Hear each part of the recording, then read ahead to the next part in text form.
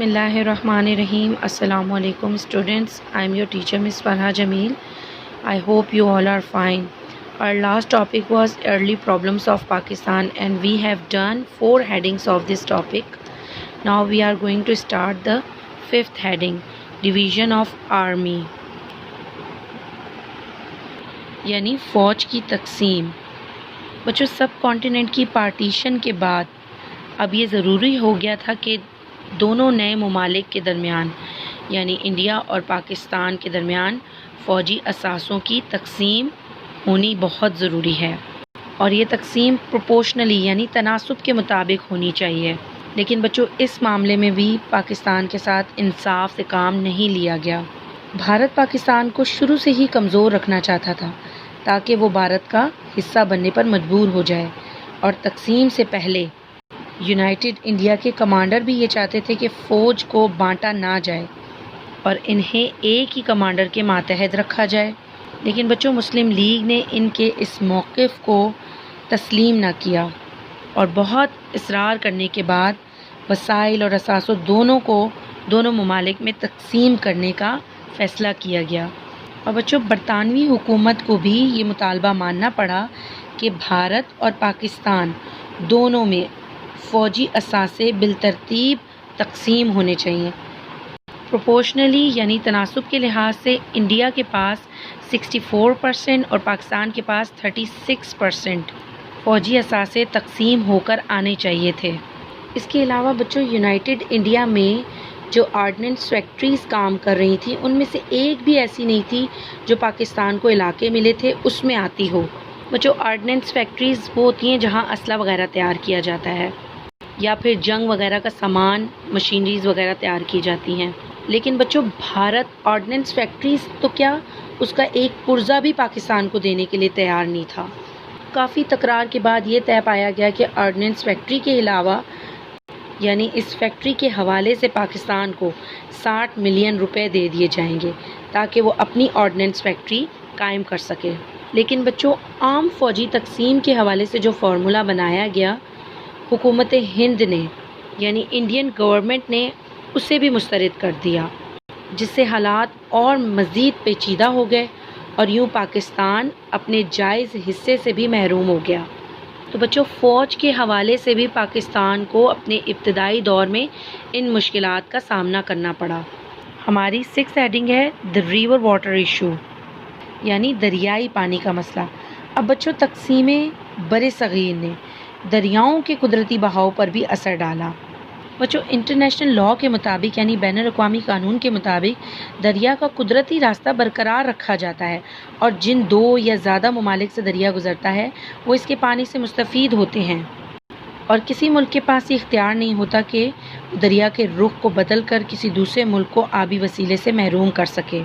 लेकिन बच्चों सब कॉन्टिनेंट को इस हवाले से भी क्राइसिस यानी बहरान का शिकार होना पड़ा और अब पानी की तकसीम का मसला आन खड़ा हुआ.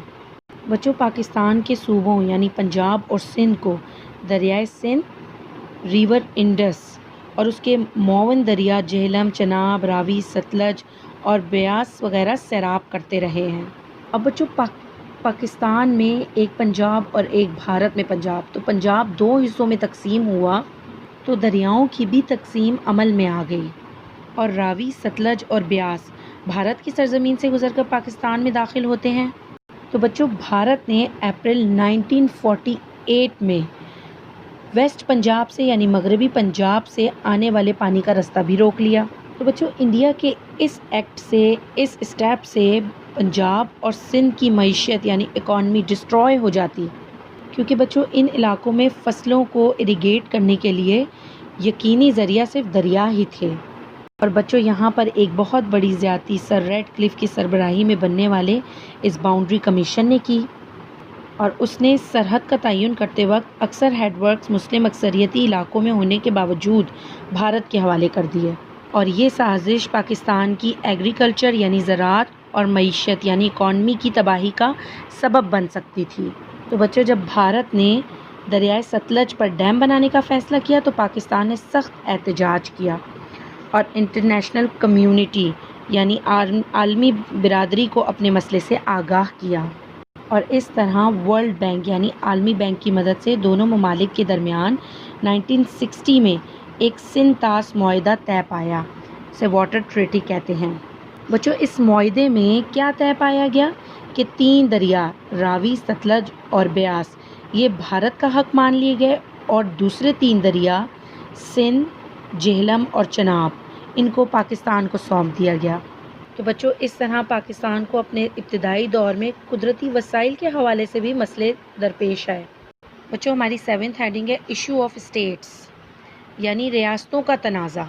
بچوں برٹش رول میں یعنی انگریزوں کے دور حکومت میں 635 ریاستیں تھیں اور آزادی کی جب منزل قریب آنے لگی تو ان ریاستوں کے مستقبل کے بارے میں بھی فیصلہ کیا جانے کا سوچا جانے لگا۔ تو کیبنٹ مشن پلان کے حوالے سے ان ریاستوں کے حکمرانوں کو کہا گیا کہ وہ مستقبل میں اپنی حیثیت اور مفادات کے تحفظ کے لیے کانسٹیٹیوشن میکنگ پروسیس یعنی دستور سازی کے عمل میں شریک ہوں، اور حکمرانوں کو کیبنٹ مشن نے یہ بھی تلقین کی کہ وہ فیصلہ کرتے وقت اپنے عوام کی پسند اور مذہبی رشتوں کا دھیان رکھیں۔